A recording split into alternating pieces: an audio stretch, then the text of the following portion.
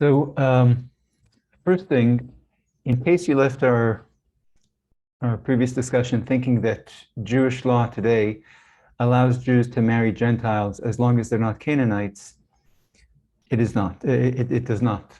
In the era covered by the Torah and Joshua, intermarriage with non-Canaanites is not presented as a problem or sin.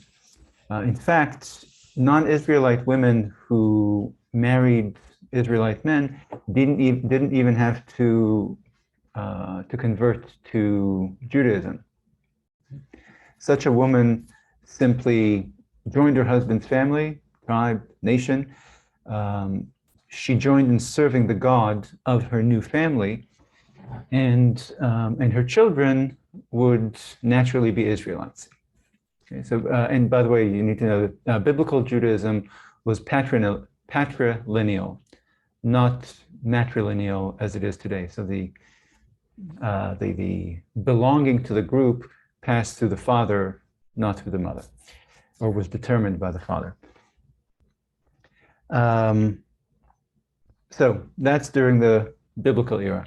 During the era of the Second Temple, however, the prohibition against marrying Canaanite women became a blanket prohibition against all Gentiles. As Jews moved out of Judea and lived among Gentiles in the diaspora, Babylonia and Persia first, then Rome, Parthia, Byzantium, and Europe and the Muslim Empire. This happened, the prohibition becoming a blanket prohibition took place or developed because in the diaspora, the religious threat posed by intermarriage was no longer limited to intermarriage with Canaanites. Okay? The rabbis thus created a process of conversion for non-Jewish women wishing to join the Jewish community, drawing on the more ancient conversion method for men that's mentioned in various parts of the in the Torah and the Bible. Okay? Now, the process for men focused on the sign of the covenant, the circumcision, but could also involve other things. For women, this novel conversion process involved only these other things, but not the physical mark of Judaism. The point, however, is that the original prohibition against marrying Canaanite women was divine. It was written in the Torah, whereas the later prohibition on marrying all non-Jews was merely, or non-Jewish women, was merely rabbinical.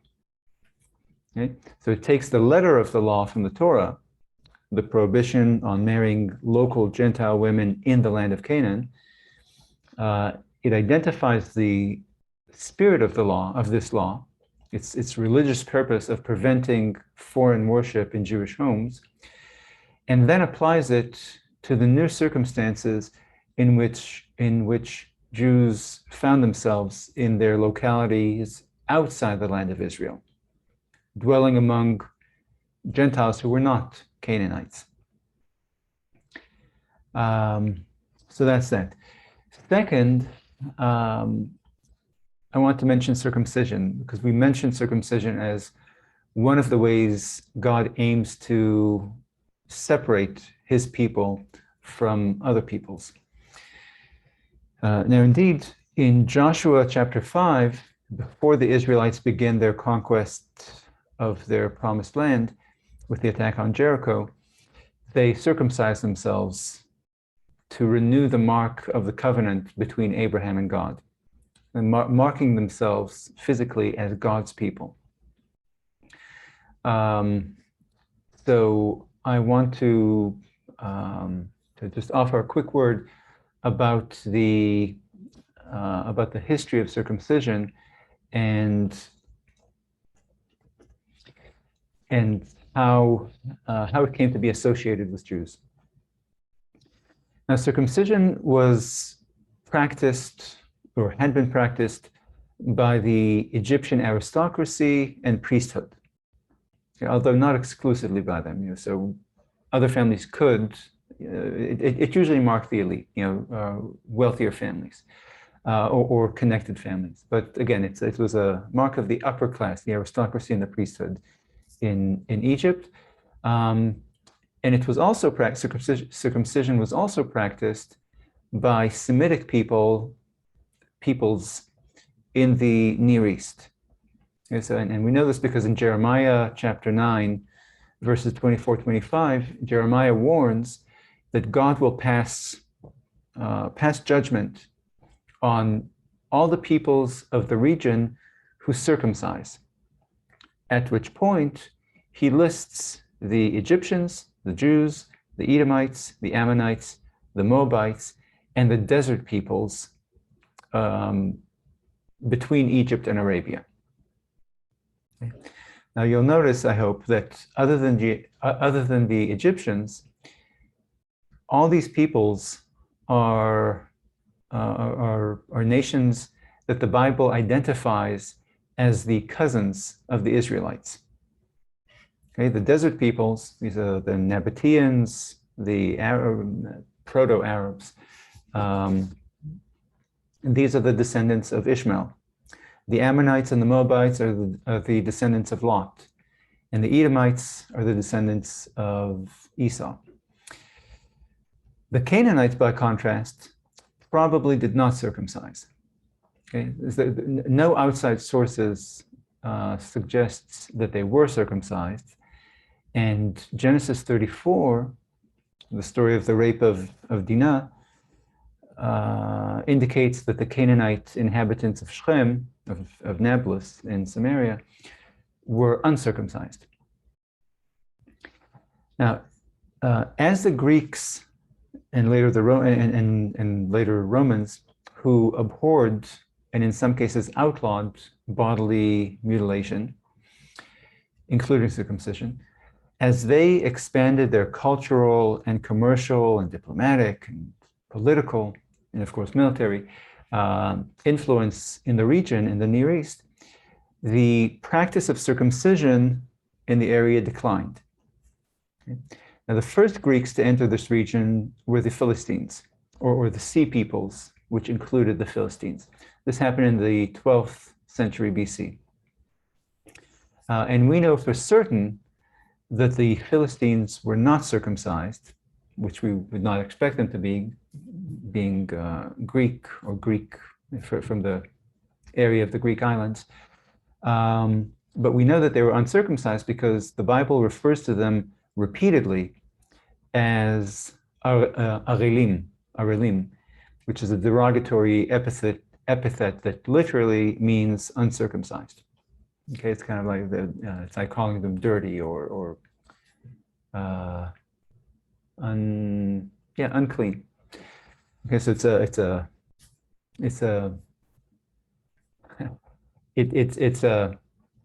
an epithet that means uncircumcised, but conveys that they are unclean.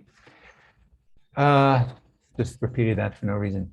In any case, so they were the first Greeks to arrive in the region, and we know that they were uncircumcised. Roughly 900 years later, the Greek empires would conquer this region, and as the dominant culture in the area, they made circumcision even less common, less culturally acceptable, less culturally fashionable. By the time, so the result is that by the time of the early Roman Principate, by the 1st, 2nd century AD, the only groups in the Roman Empire that were circumcised were Jews, which at this point still included Christians and Samaritans. And so Jews with their various sects and Egyptian priests. Okay, so those were in the Roman Empire, the only groups that were still practiced circumcision were Egyptian priests and Jews.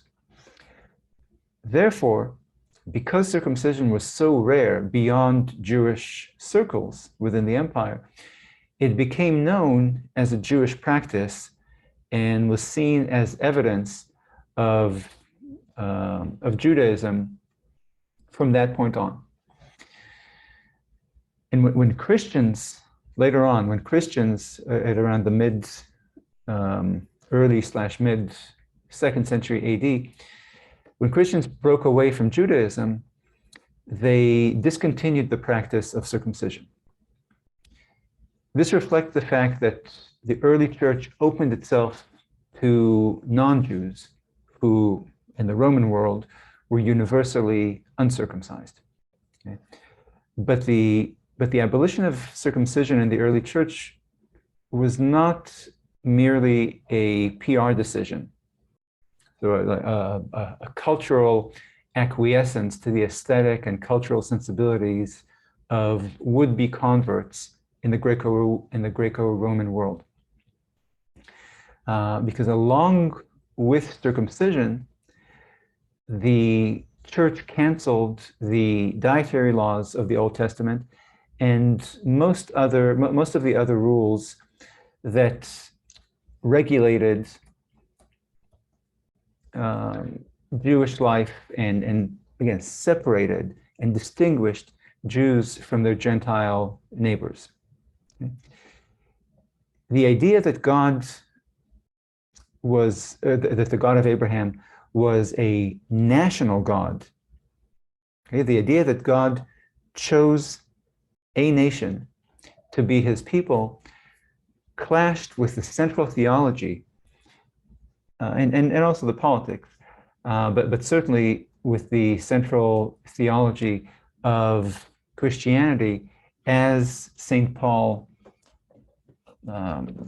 molded it, or yeah.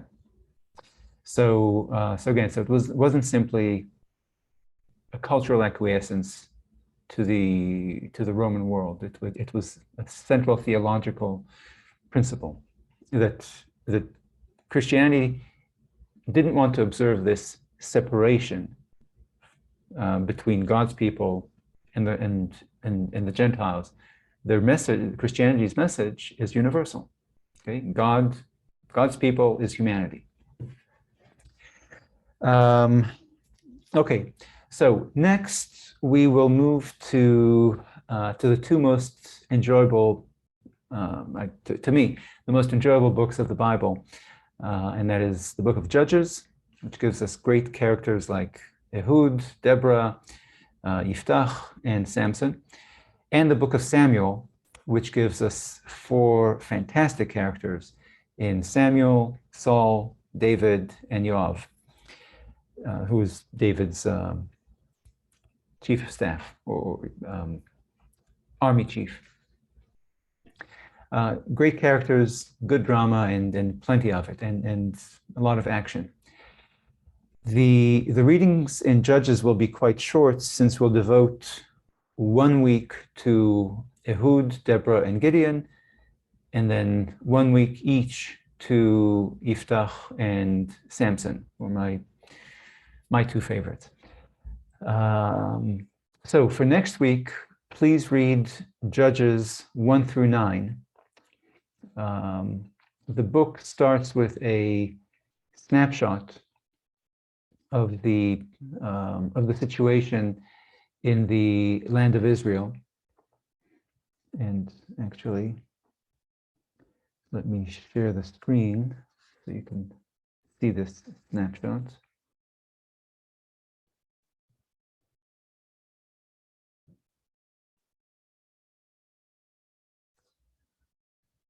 Okay.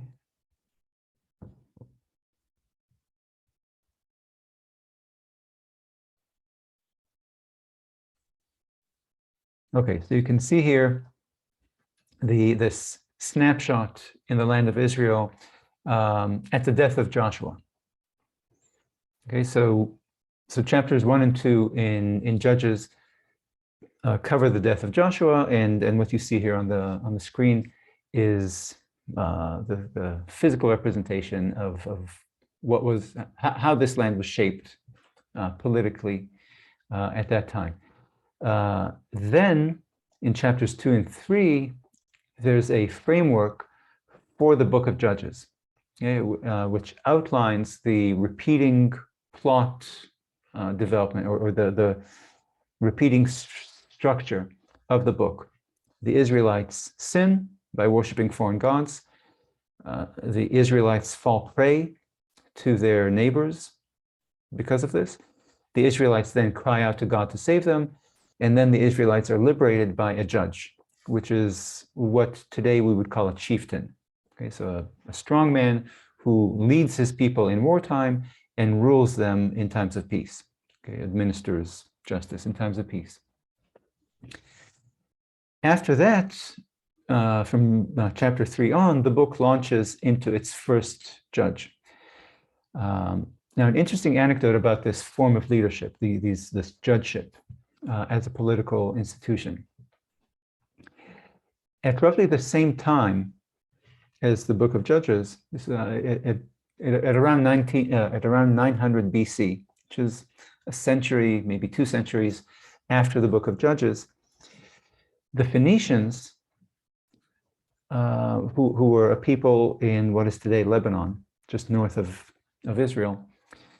So Phoenician settlers from what is modern Lebanon founded the city of Carthage in North Africa, in what is today Libya, or in what's left of Libya.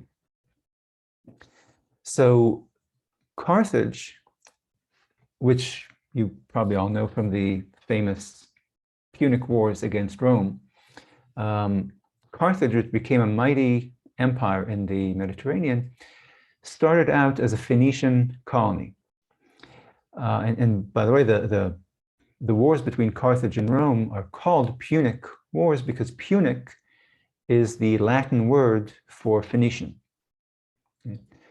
So the anecdote is that the heads of state in Carthage were judges. Okay, there were 2 heads of state, and there were judges. And they were named, the Phoenician word for judge is sufet, S-U-F-E-T, which is very similar to the Hebrew word for judge, which is shofet, S-H-O-F-E-T. Okay? Sufet, shofet, sufet, shofet. So you see, what you see here are neighboring civilizations, okay? The Phoenicians in ancient Lebanon and the Israelites in ancient Israel, okay? With a similar form of political leadership that, like monarchy, combined military leadership with the administration of justice. Okay, so you can see, we can see from because we know a bit more about Carthage because of Roman sources, we have this glimpse into Phoenician institutions, which are very similar to Israelite institutions of the same era.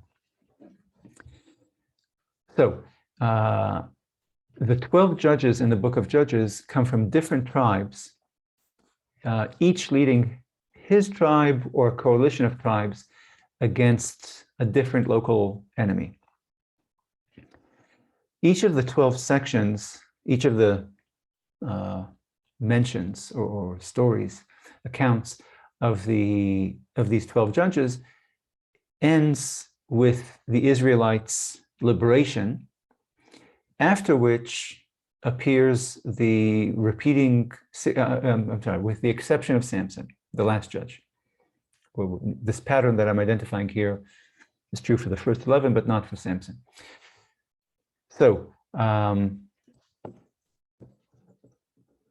so each of these accounts of the first 11 judges ends with the Israelites being liberated, and then there appears the repeating signature, and the land then was at peace for X years, 20 years, 40 years, 80 years.